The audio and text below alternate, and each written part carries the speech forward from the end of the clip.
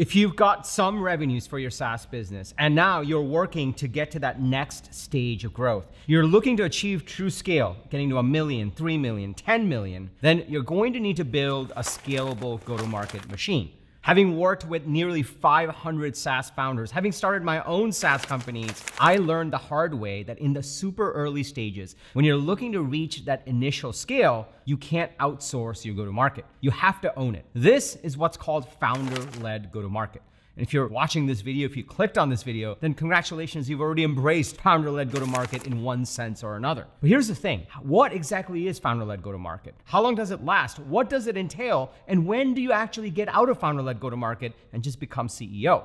In this episode, I'm gonna walk you through the 3 principles that you absolutely need to know on how to actually build out a scalable go-to-market strategy, embrace founder-led go-to-market, and accelerate your path to that next stage of growth. Intro.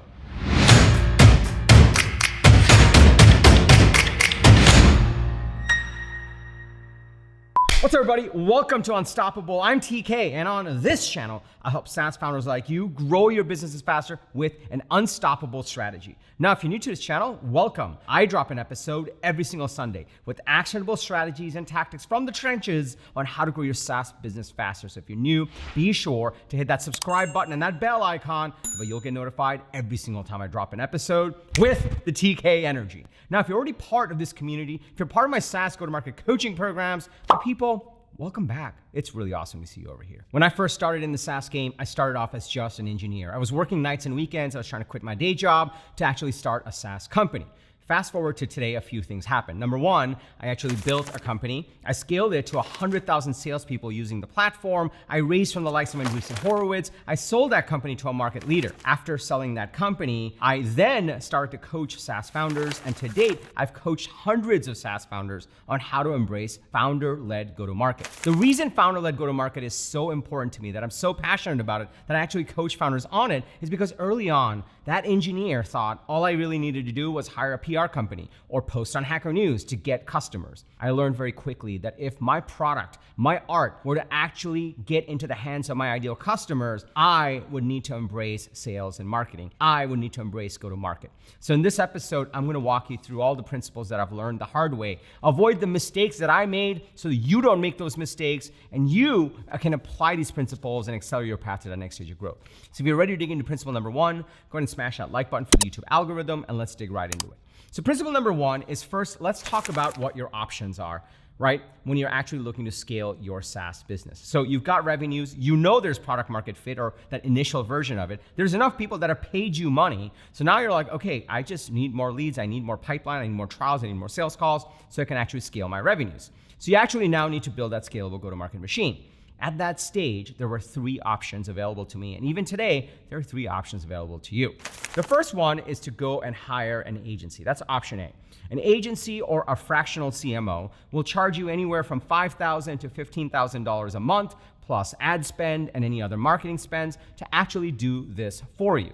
This tends to become a huge problem because they know how to scale things. They don't know how to manage things in the early scales. In the early stages, you know you have some customers, but let's be honest, you did a lot of crazy things to get those initial customers. And you did some finagling, you promised some roadmap, you did some twists and turns. That is what's called founder-led. And it's really hard for folks that are agencies to actually implement this. They are good at executing. When you go to an agency and you say, here's my go-to-market strategy, here's what I know works, here's my ideal customer profile, I'll give you $50,000, go scale it, they work really well. On the other hand, there are fractional CMOs. Fractional CMOs are people that can't get a real job because a real CMO job pays $300,000 a year. No one will hire them, so they're coming to you, try to convince you that you should hire them. And they're usually set up for failure.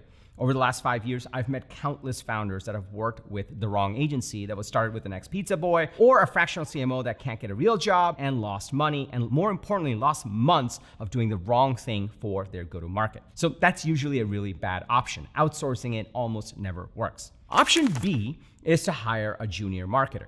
And the reason I put junior marketer is a senior marketer likely won't join your company or you can't afford it. Even if you've raised $15 million of funding, I've met plenty of founders like, TK, we have the budget, but we can't recruit them. And the reason is these VPs of marketing, these senior marketers don't want to take on that much risk. they can go join a Series B company, a Series C company, and still get equity and do their best work. So joining an early stage company is almost always too risky for them. So you're left with hiring a junior marketer.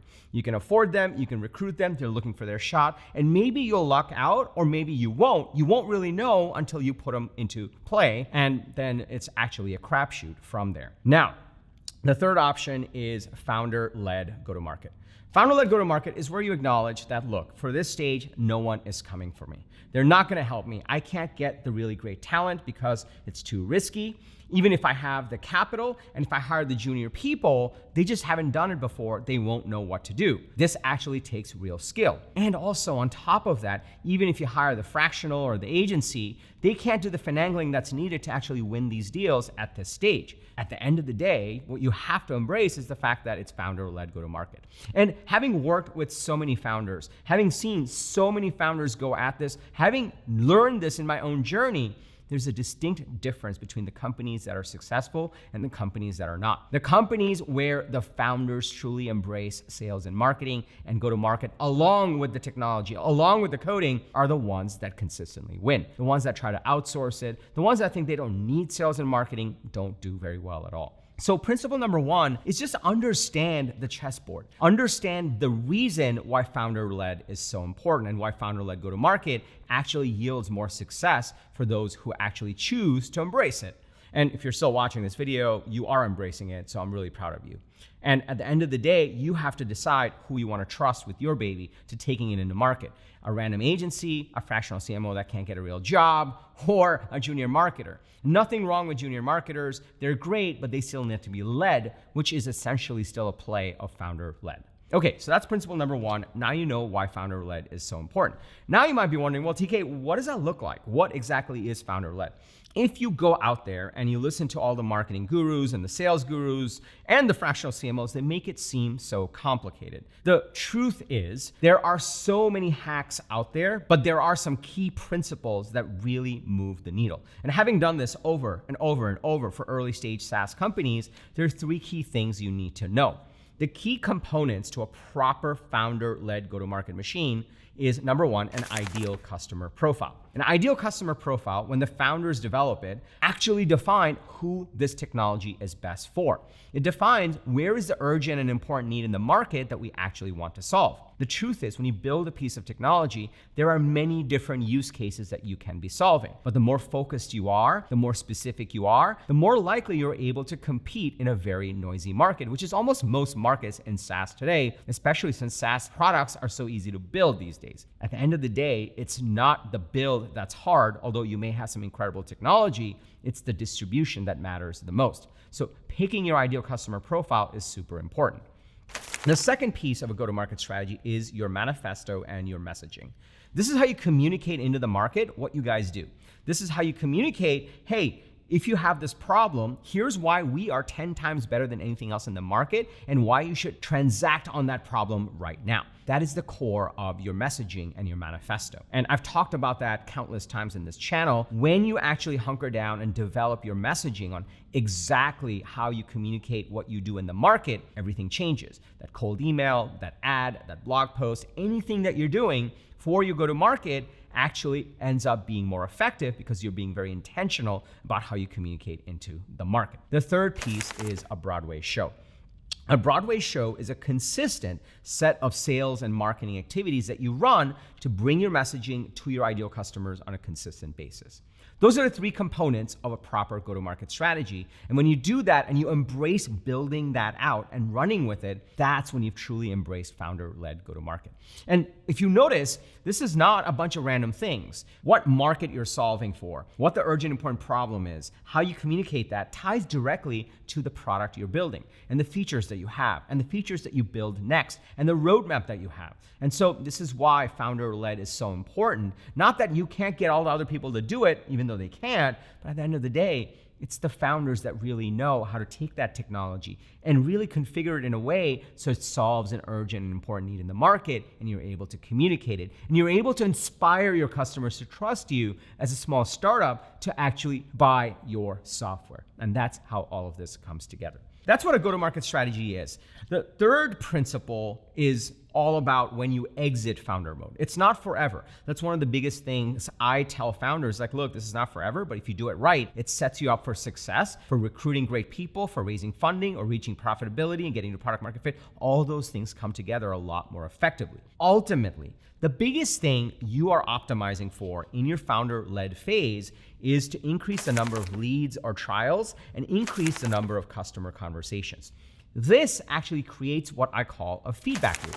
The more leads you have, the more customer conversations you're having, the more you're learning about the market or the specific markets you're going after, and the better product you're able to build, which is why founder-led is even more powerful. Because let's be honest, in the early stages, you're still solidifying what the product is, what market you're going after. I've met founders that have gotten to 100K in ARR, 500K in ARR, even $1 million in ARR, and they said, look, TK, we have like 80 different kinds of customers, and we don't know how to exactly sell this. So if we're really gonna scale to 3 million or 10 million, we really need to get more focused. And so the more customer conversations you're having during this founder-led phase, it helps you make these decisions, which feeds back into your go-to-market strategy. This is when I talk about how you exit founder-led. But before I get into that, let me just pause here for a second. Are you starting to see the power in this? Are you starting to see the power of how important this founder-led phase is? Are you starting to see the importance of this and how no one else can really do this? It's gotta be you, the founders. And I'll tell you one more thing. Along the way, I learned how to just love go-to-market. I love coding. The reason I get into this game, the reason I operate 2 SaaS companies today, along with coaching founders and running this channel, is because I love the game. I absolutely love the SaaS game. I love building products. But along the way, I also loved go-to-market because the reason I love product is I can write some code, create a feature, and I can see all the metrics of how my customers use it. It's incredible. One of the coolest moments in time for me was when I was walking to the airport and I saw on someone's screen my product they were using. And that was incredible. It's an incredible feeling to know that 100,000 people got value from the product. And I feel that today with all the SaaS companies that I work on right now as well. The thing is, if you want that kind of scale, if you want that kind of impact, you need to figure out your go-to-market. And the better you get at go-to-market, the better you get at distribution, the more people that are gonna use your product, the more customer conversations you have, the better the product you can build. Everything ties together, and that's why this is so important. And that's why I'm so passionate about it. If you're starting to see the power of this, can I just get a yes in the comments below? And also smash that like button for the YouTube algorithm. It just loves it when you do that. Also put in the comments below if you're pledging to embrace founder-led. Put embrace in the comments. I wanna hear from you. I love this stuff, both the product side and the go-to-market side. And I promise you, when you combine the two, you become unstoppable. Now, let's talk about principle number 3. But before we do that, real quick, if you're at this stage where you're building out your go-to-market strategy, you're embracing founder-led, and you're like, TK, I need to learn how to build out an ICP. I need to learn how to craft our messaging. I wanna know how I can generate these leads. I wanna know who to hire after I get this going, when to exit. I wanna be able to talk to someone about this and have an intellectual thought partner. This is why I created my SaaS go-to-market coaching program. I'll tell you more about it at the end of this episode. You don't have to go anywhere right now. I'll also link to it below. Let's go to principle number 3. Principle number 3 is exiting founder-led mode. So exiting founder-led mode is when you truly go from being the founder to a CEO. One of the things I always say to myself is until I have 15 people, until I have like $1 million in revenue or 3 million, there's nothing to chiefly execute over. I'm the founder. That's it. That's my title. I'm not going to be a CEO when it's just me or 2 other people, just me and my co-founder. We're going to fight over who's the CEO. It doesn't matter. But once you get founder-led going, once you get that revenue flowing, once you start scaling, that initial scale really starts to hit, that's when you can switch to CEO. But there's some phases I've seen, having coached enough founders to go from pre-revenue or some revenues to $1 million, 3 million, 10 million. There's some phases that you go through. The first phase is what I call founder leveraged. You don't leave founder mode right away. What you do is go from being just founder-led to founder leverage, where you start to bring on some junior people and you hook them into the system that you have. This could be a demand gen person, and this could also be a sales rep. One of the biggest mistakes that founders make is they don't do any of the go-to-market work. They don't get leads and pipeline going, but they hire a rep. And then they tell the rep that, okay, go figure out how to sell this thing. And they almost always fail. But also, any sales rep that's good will never take that job, so you actually get the shitty reps, just like a fractional CMO. If you actually get the momentum going and you know how to sell this and you get the leads flowing, all those things start to click because you've done principle number 2, then you can start to get some leverage. You have more revenues flowing, maybe you raise a seed round or a seed extension round, or you start money flowing, you start to invest more into the business, whether you're venture-backed or bootstrapped, it depends. You can then start to hire some key people. The first person you want to hire is a demand gen person once you get that going. You can go to the demand gen people and say, look, this is how many leads I generate, this is my system, can you scale it? And they'll look at it, and the good ones will say, oh my God, I can totally scale it. And the bad ones are going to shy away because they're going to realize they can't waste your time. You are literally unmesswithable. I was going to use a different word, but I won't, because they'll be like, this guy has his shit together, or this girl has her shit together, so I'm not going to waste their time. So the first thing you want to do is hire a proper demand gen person to start scaling the pipeline, the top of funnel. As you get more pipeline going, you will be too busy to take sales calls, but you'll know how to close these deals. That's when you start to hire reps, because you know they will not go hungry. At that stage, there are no leaders. Go-to-market still rolls up to you, but you are essentially doing founder leveraged. And as you start to get all of that going, more revenues start to flow, maybe you raise that next round, or more profits start to come in, then you can start to hire GTM leaders. And let me tell you, having done this, I did the founder-led mode, and then I did founder-leveraged, and then I hired VPs for each of the functions that I had. I hired a VP of sales, VP of marketing, I even had a CRO. The conversation is wholly different when you're recruiting these people when you have all this going.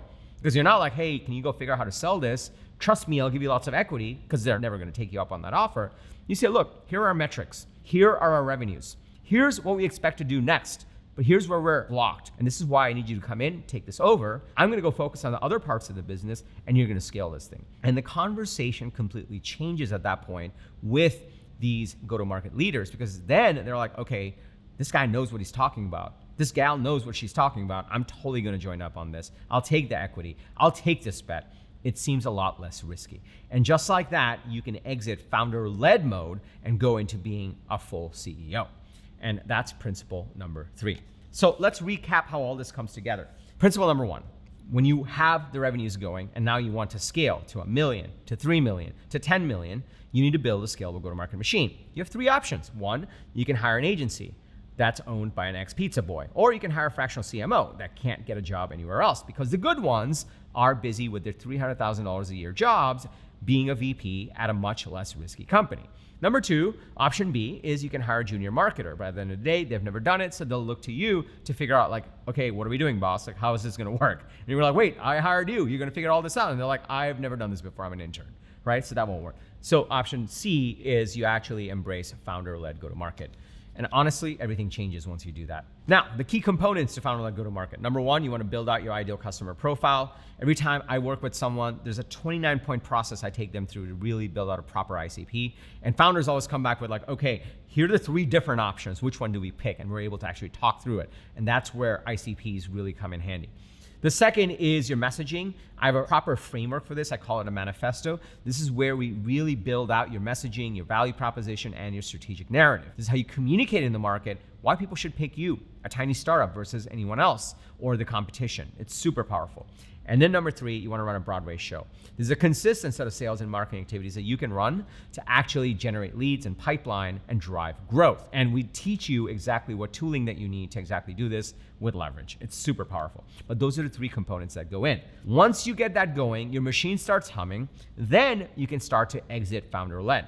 First, you'll hire a demand gen person, then you'll hire reps. At that point, you'll be founder leveraged. And then as things really start to hum, then you can switch to CEO and hire the VPs to take over each of these functions, or directors if you're more budget conscious, depending on how you want to do it. And now you know exactly how to embrace founder-led. Now, what you may not know is, TK, how do I actually build out an ideal customer profile? How do I build out messaging for my product? It's a competitive space. How do I differentiate myself? How do I drive urgency? You might be wondering like, well, how do we generate leads? Like, what tools do we use? What are the systems we need? What are the things we need to do? I don't have that much time. How do I do this with leverage? This is why I created my SaaS go-to-market coaching program. Inside of this program, we focus on 3 things. We teach you exactly how to embrace founder-led, and we actually help you build out a proper and scalable go-to-market strategy. There's 3 components to that. First, we teach you how to build out your ideal customer profile. Everyone thinks they have one or they kind of wing it, but when they go through our process, they have a proper ICP that clarifies what you're going to be doing in a noisy market. Then we teach you how to build out a manifesto. That's your strategic narrative. That's your messaging. Once you have those two pieces, you have your go-to-market strategy. Then comes execution. We teach you how to run a Broadway show. There's a consistent set of sales and marketing activities that you can run to bring your manifesto to your ICP on a consistent basis, generate leads and trials, sales calls, and drive to revenues. It is an incredible program. It is my 5th year running this program, and I've had enough founders that have gone through this, anywhere from pre-revenue or some revenues to $1 million to $3 million, going towards 10 million. So I've even added training as they're exiting Founder-led. I've added training on, okay, who do you hire? What are the job descriptions? How do you interview them? What do you watch out for? All those pieces are in the program. It's an incredible program. So if you'd like to work together, just go to tkkader.com/GTM. tkkader.com/GTM. And all the details will be in there. The better the fit, the better the results. So in order to join the program, all we ask is you fill out a little form and get on a call with us. On the call, we'll figure out where you are, what you're struggling with, what your goals are. And if it sounds like it's a fit, we'll be off to the races right away. So just go to tkkader.com/GTM and book that call, and then we'll get you onboarded, and then we're off to the races from there. If you got value from this video, please smash that like button for the YouTube algorithm. It just loves it when you do that. Also, so do we. We put a lot of love and effort into these videos. It just means a lot to us when you smash that like button, when you put stuff in the comments. Put in the comments if you're embracing Founder-led. I want to hear from you. Also, I drop an episode every single Sunday with actionable strategies and tactics from the trenches on how to grow your SaaS business faster. So be sure to hit that subscribe button and that bell icon. You'll get notified every single time I drop an episode. If you have a fellow founder, if you have a team member, if you're part of a Slack group or WhatsApp group with other SaaS founders, please share this video with them. It will mean the world to us. We want to help as many SaaS founders build incredible SaaS companies. I love doing that, so it means a lot to me. And lastly, remember, everyone needs a strategy for their life and their business. When you are with us, yours is going to be unstoppable. I'm TK, and I'll see you in the next episode or inside the SaaS Go-to-Market Coaching Program. Take care, everybody.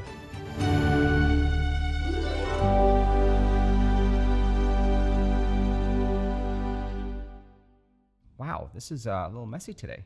Woo!